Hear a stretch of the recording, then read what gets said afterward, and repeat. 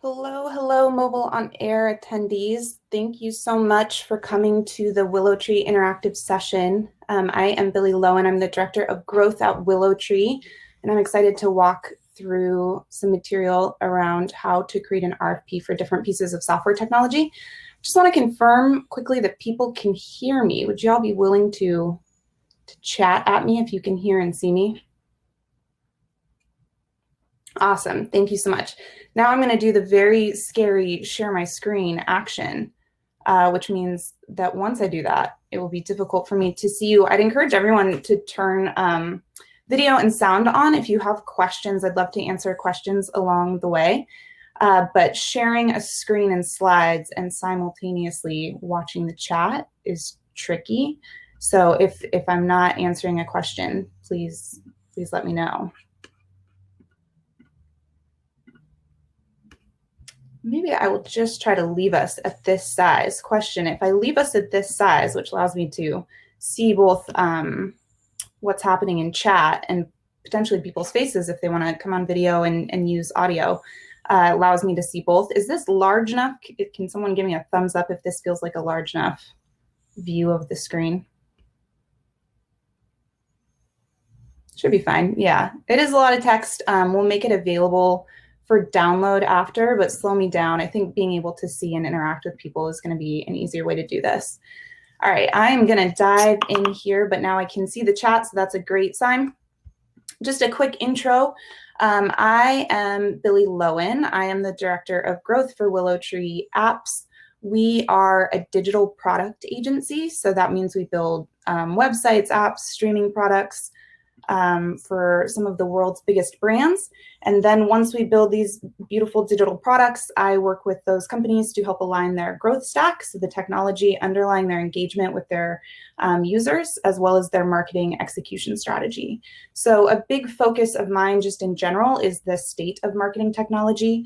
How do you take a use case around personalization or automation or any fundamental tactic that a user expects in the modern world and make it happen through the combination of strategy, execution, and then the technology that backs it.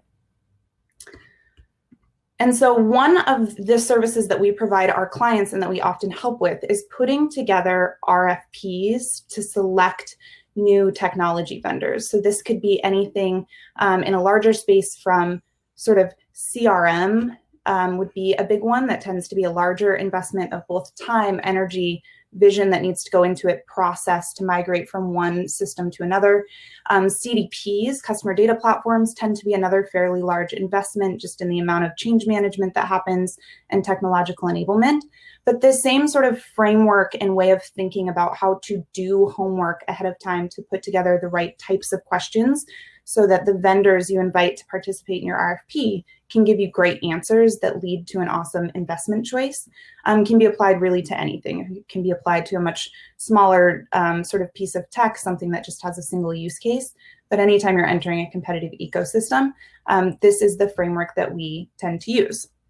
So when we're putting together an RFP for our clients, we do 3 basic steps to get an RFP out the door. Requirements definition, which is essentially do a ton of homework and talk to lots of people in the organization before you launch. Then second, start to evaluate vendors and determine who you want to invite. Third is what questions should you ask and how should you structure your RFP? And then fourth is kind of an adjacent activity.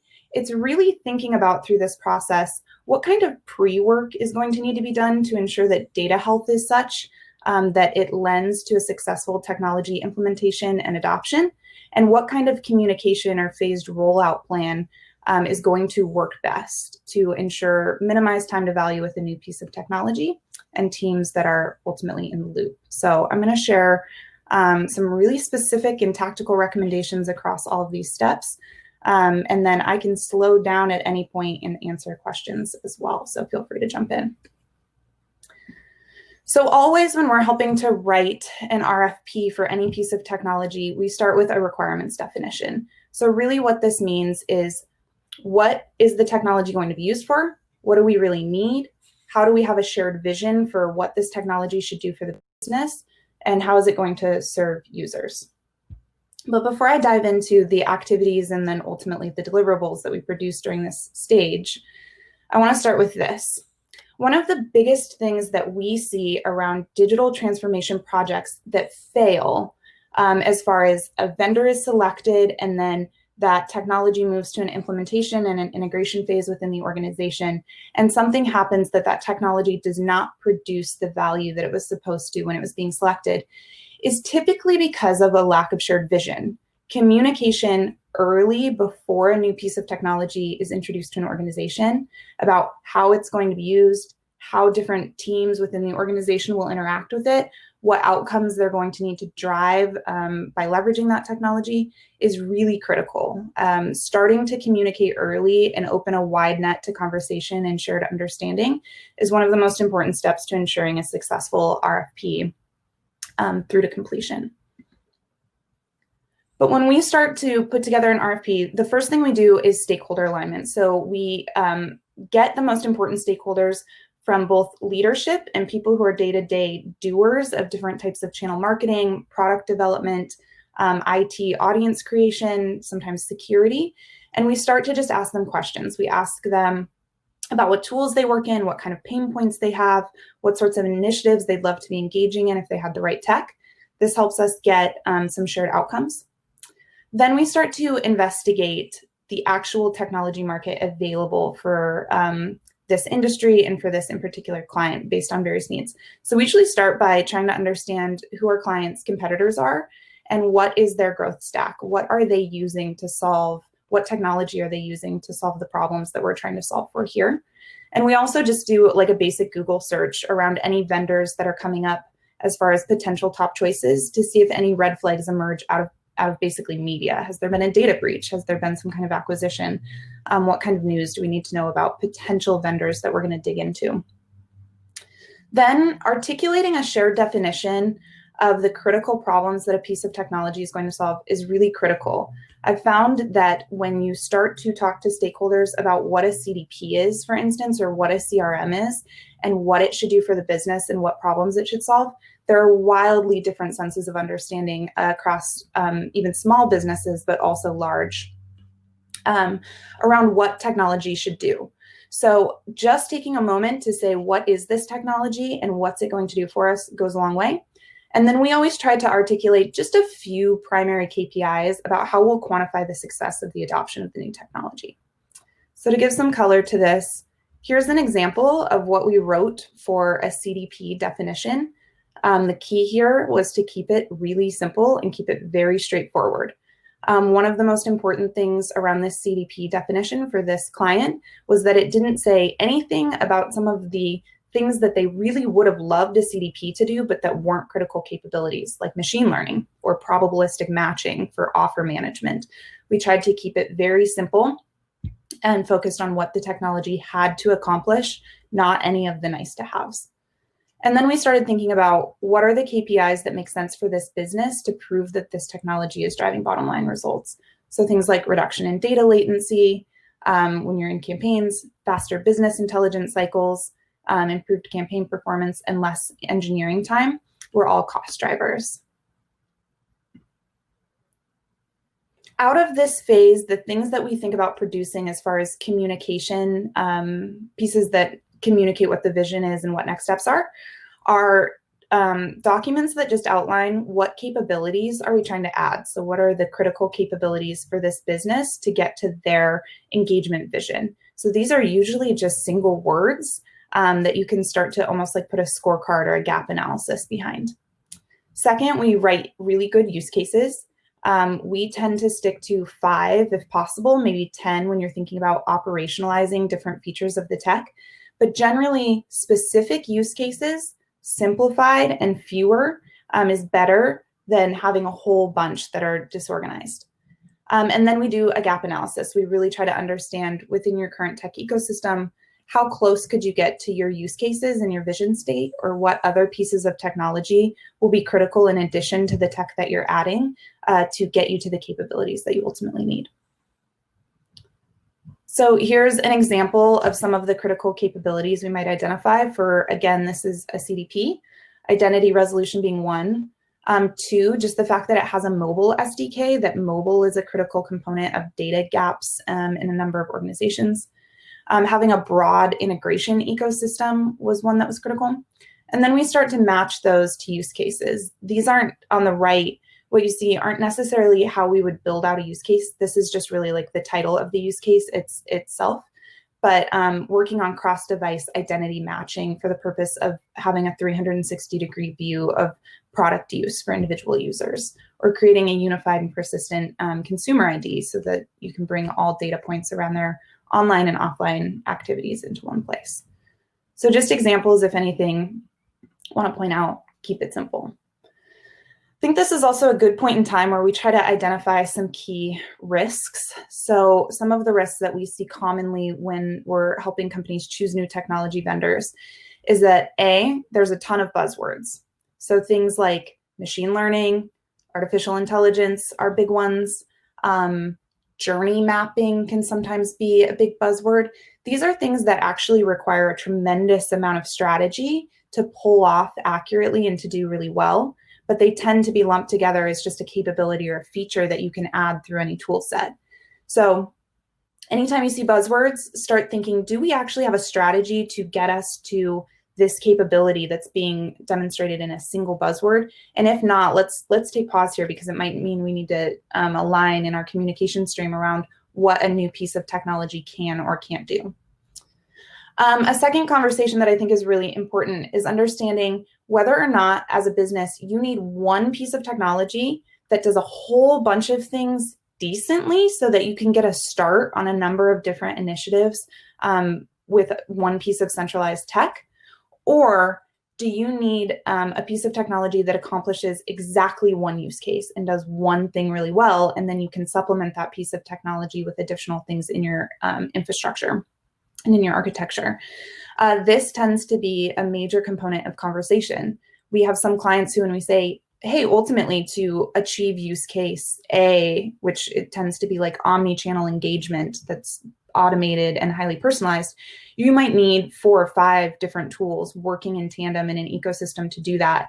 And thus, like, your CDP can do exactly this and should do only this.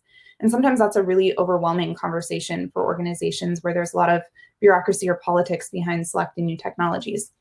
Other times we meet with clients and they say, hey, we need to do X, Y, and Z, and it doesn't have to be perfect, but we just have to keep pace here a little bit with our competitors. How do we get started, and how can we do a whole bunch?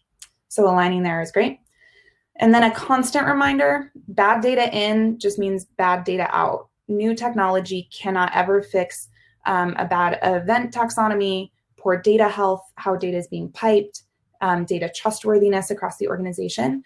So anytime we're going through an RFP, we try to stop and realign some of the like vegetable course of a meal, which is sort of just best practices around good data health as much as possible, because that ultimately leads to downstream success. So in this phase, the big takeaway would be this quote from Abraham Lincoln, which is, if you give me 6 hours to cut down a tree, I'll spend the first 4 sharpening the axe. When it comes to adopting new technology, spending a whole bunch of time up front to align different stakeholders, especially across siloed business units or different areas of functionality, and then create the right communication documents can go a long way towards the successful adoption downstream, as well as just a good vendor choice and a lot of alignment behind which vendor is ultimately going to be the right fit for the organization. So a few takeaways. When you're thinking about use cases and capabilities and gap assessment and all these things, less is more. Start small, stay small, be specific in what you actually want to accomplish. Don't put nice to haves in these critical documents, because this is going to be the guidance that you give vendors about how to tell you a story about how they're going to help you meet your business needs. Too many business needs, your vendors are going to be confused about where to potentially focus. And which needs you're trying to meet most, and how their technology compare with other technologies. So stay simple. And then again, always focusing on the communication aspects. How I think about writing use cases is to write the title of the use case itself, then add with it one business need and one core user need, so that you're always staying aligned with what your users need from you. So as a business, we need a piece of technology that allows us to unify offline and online data about our customers. As a user, I need this brand to speak to me whether I'm having an in-store or an online experience as if they know all the interactions I've had with them across their various channels of engagement. That'd be an example of that. All right, I'm talking so very much. So again, if folks have questions, please jump in. Let me know what I can answer, where I can slow down a little bit. But then second, we move into vendor evaluations, and I will walk you through the process of how we think about evaluating vendors. We do a combination of heavy desk research, demoing with the vendor themselves to upfront ask questions and start to see how they sell their own technology, how they point out their different features.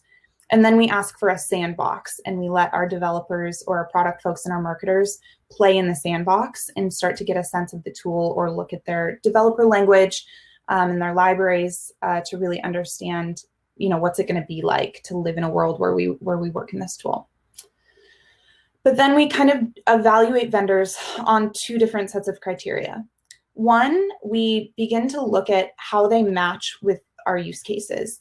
How does their forward-facing marketing language match? How does their feature set within their tools match? How do reviews about the functionality of their various features match with our use cases? Where do they have case studies that they've written that align with our use cases? So starting to really score vendors based on the functionality they provide and the capabilities, as well as what we're trying to accomplish. And then second, we try to understand the ecosystem of tools that the potential vendor will integrate with for both upstream and downstream data, and what tools are already in stack for the organization, and start to score just based on strength of match. We find, especially within the CRM or the CDP space, that when you start to really count, hey, we have 20 pieces of critical technology or 5 pieces of critical technology that we'll need to integrate with whatever tool we choose, it's a really easy way to start to quantify what that match looks like. And then, as always, I start to ask our clients to weigh out what they really need, particularly when they're thinking about an all-in legacy provider, something like, hey, we might go down an Adobe path. Or we're trying to think about, do we want a single tool that's kind of best in class that was built for a mobile-centered world to solve this problem? We get these questions a lot. And what this really comes down to is, how much do you want to invest upfront? What's your long-term vision for what you are trying to accomplish? What's the willingness to pay? And what would be the benefit of an all-in-one provider bringing you a solution versus adding individual pieces of technology? So trying to align with sort of just philosophy for the company and what risks they're assessing. Oftentimes what we'll hear is, well, hey, we really like centralized technology. We want as few vendors as possible because we think that leads to a better investment and ability to leverage in a negotiation process, or it allows our security teams to keep our data safe in a better way. This leads to some interesting conversations about just philosophy for technology and how it's changing. Some of the concepts that I like to introduce when that conversation begins to happen is, what's your expected time to value in the technology? If you're looking at something like an Adobe, it's going to be a longer window of time because that's a more complicated and different stack to learn. So how quickly are you expecting that you'll be able to drive to business results within the vendor choice that you select? How often is your user base changing? So for instance, we work with a lot of clients who are adding apps to the ecosystem of interactivity and engagement with clients and how they're thinking about driving value and revenue for the company. But when you add a digital product like an app to your business strategy, it can entirely change what your customer makeup looks like. So you need technology that's really flexible to adjust to the changing needs of your consumer as well. So some of these questions can help weigh this fight between an all-in or a best-in-class provider for individual problem cases.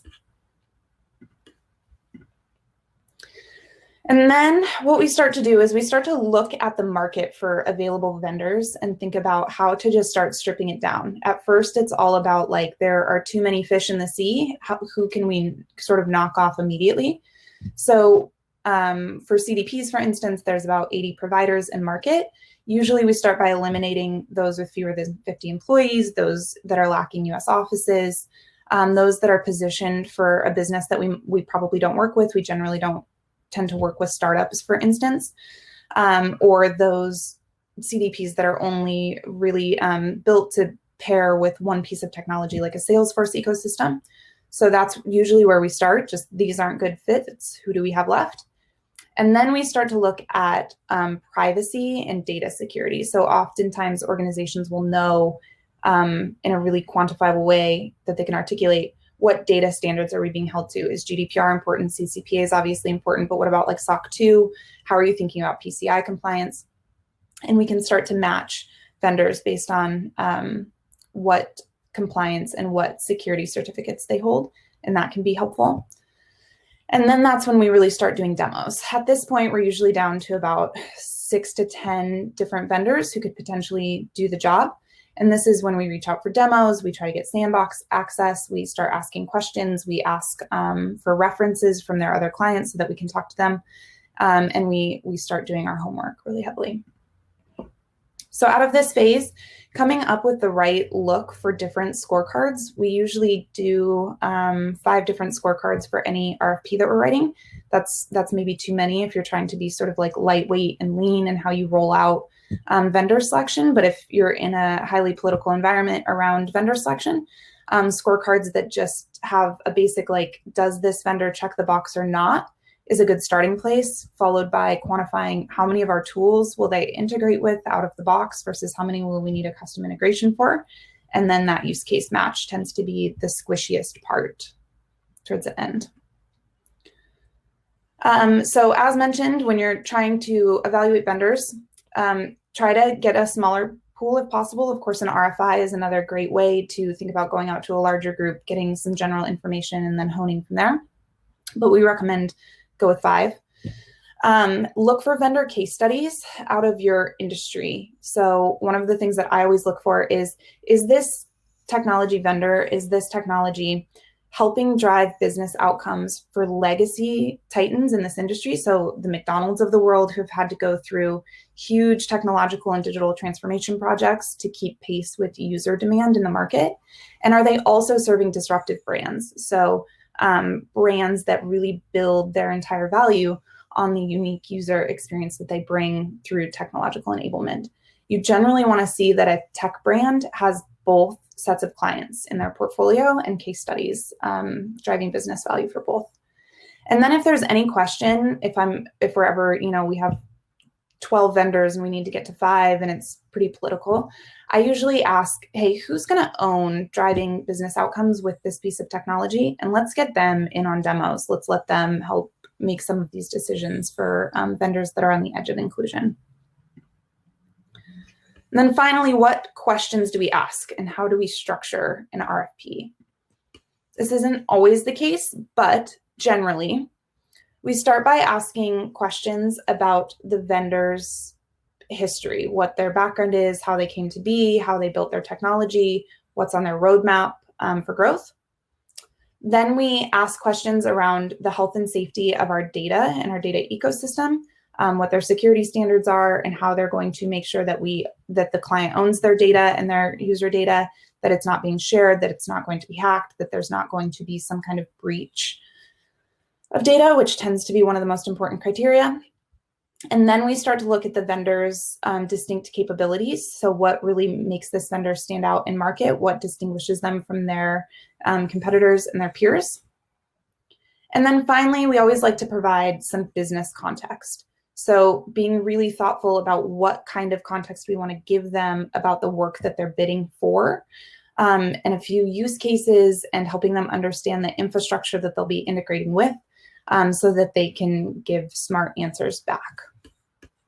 So for example, some of the questions that we ask around the company generally are like, who are your top 5 largest customers? What are your top 3 priorities for your strategic roadmap? What features are coming next? I always like to ask questions around whether features have been added natively by a product team that's thinking about meeting the needs of their clients, or whether features have been added through an acquisition process. Because sometimes what you see there, and it's not always true, but it can be true, that non-native features have just like problem space in terms of functionality. Around security, asking about like who owns data, how it's safe in rest and in transit, control over permissions to different platforms, and then how that vendor's a leader in the data security space are always good starting points. And then capabilities questions tend to vary, but for business context, I always recommend provide a list, again, of exactly the tool ecosystem, the stack integrations that will be critical to the success of this new piece of technology. And then provide like 3 to 5 really complex questions with a lot of context behind them as far as the actual problem that you're trying to solve. As much information as you can give vendors here while still keeping internal secret really just helps elicit better answers. So then when we're creating questions, I think there's 2 important sections. One, are we asking a yes/no question? Anytime you can ask a question in a way that is a yes or a no answer, that can be really helpful because there tends to be a ton of questions. And for the purpose of evaluating an RFP, you want to focus on the questions that actually like give you the most information about a vendor. So as often as possible, we try to write yes/no questions so that it becomes easier and clearer to see, like, is this vendor a potential match? And then we really focus on writing 5 or 6 questions, about who they are as a business, how they keep data safe, what their capabilities are, and who we are as a business that allow for pretty expansive and personalized answers. And those really become kind of the like meat and potatoes of decision making. If you're in doubt, ask the vendors that you're considering inviting to your RFP for their RFP guides. Most of them have questions that they recommend you ask in an RFP process. And then I always like to follow up and say, hey, why are you suggesting that we ask this question through an RFP? What answer should it elicit, and why is that answer impactful to the decision?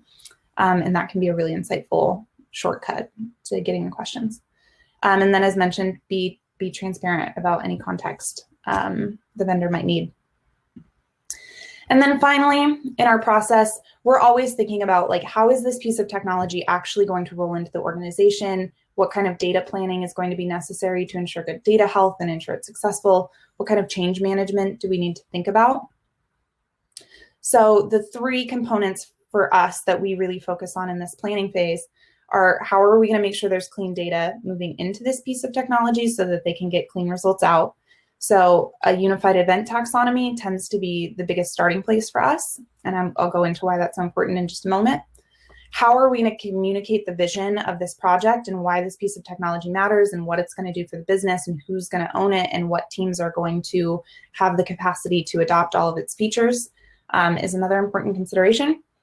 And then third is sort of phased scaling considerations. How are we going to start with a proof of concept and then roll out across different business units? Are we going to think about starting with a large business unit and then moving to a smaller one? Are we going to start with a few direct-to-consumer use cases and then roll to full functionality? There's lots of different ways to scale new technology across a business. But I will leave you with this very important takeaway, which is that behind every great customer engagement tech stack is a great event taxonomy. Event taxonomies, I think, are the most underrated piece of strategy in any business because they're messy and they're hard to keep up. But unclear naming conventions, missing event properties that aren't used consistently the same way across the business ultimately minimize integration capabilities down the line. They make it really difficult to use especially mobile-friendly technologies that are intended to have a lot of automated processes the way they're supposed to be, and ultimately just hurt all downstream results. And then for scaling considerations, this is probably very hard to read, but these are some of the things that we consider when thinking about the different methods to roll out new technology across the business. Is how do we minimize engineering time and avoid siloing data in a single part of the business, for instance, versus for various teams, we're starting to think about like, how will this anticipate workflow changes? How will we identify training needs and whether people have been fully trained? So thinking about scaling with both tech considerations, process considerations, team considerations, and the impact of the new tech will help just feel like there's a buttoned up process that anticipates the needs of people and teams who will ultimately make this technology investment successful. And we are at time. I want to leave you with just my contact information in case I can answer questions via email or on LinkedIn. I'm also available in chat later, and would be happy to send these slides out. I think they'll be made available, but happy to share them directly as well. And then, yeah, please let me know if you're working on an RFP for a new piece of tech. Would love to lend advice or share any experience that we have that has made us successful in helping our clients.